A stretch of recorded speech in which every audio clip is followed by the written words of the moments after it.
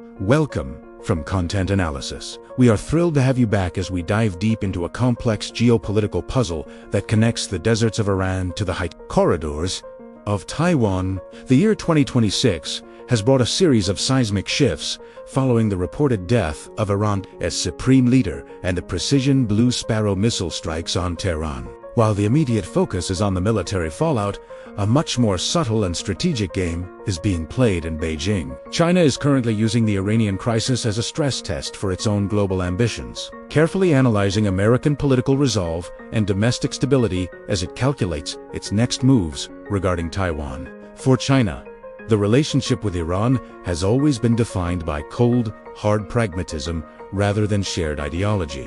Under a massive 25-year cooperation agreement, Iran became a cornerstone of China's energy security, providing over 1.3 million barrels of crude oil per day in 2025. This was not just about fuel. It was about discounted energy that bypassed Western sanctions, fueling China's industrial growth. However, the current decapitation of the Iranian regime puts these long-term contracts in jeopardy. If a new government in Tehran seeks to normalize relations with the West to gain sanctions relief, China could lose its preferential energy terms and its most significant foothold in the Middle East. Furthermore, as the world's largest oil importer, China is terrified of any prolonged instability near the Strait of Hormuz. Any blockage of this maritime choke point could stall Chinese refineries and cause a massive disruption in global supply chains that would hit Beijing's economy harder than almost any other nation. Beyond energy, Beijing is closely watching the halls of the U.S. Congress.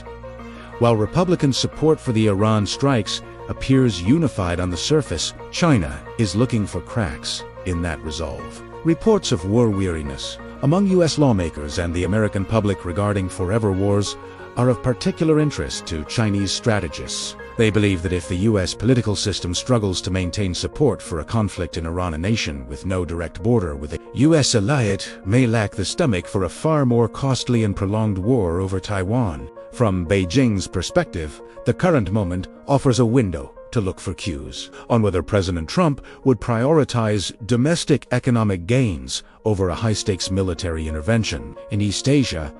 If China can credibly signal that any move on Taiwan would lead to a grueling war of attrition, they hope to exploit the growing calls for restraint within the American political system. The recent Israeli strikes have also shattered a long-held Chinese illusion, the idea that influence without presence is enough to dominate a region. For years, China enjoyed the luxury of being a mediator in the Middle East, brokering deals between Saudi Arabia and Iran without the burden of a massive military presence. However, the sheer speed and technological dominance of the Blue Sparrow strikes proved that when hard power is exercised, diplomatic calls for restraint carry very little weight. This is a sobering realization for Beijing, as it suggests that despite its massive economic investments, it still lacks the military leverage to protect its interests when a conflict escalates. As we approach the upcoming summit between President Trump and President Xi, these calculations will be at the heart of the negotiation.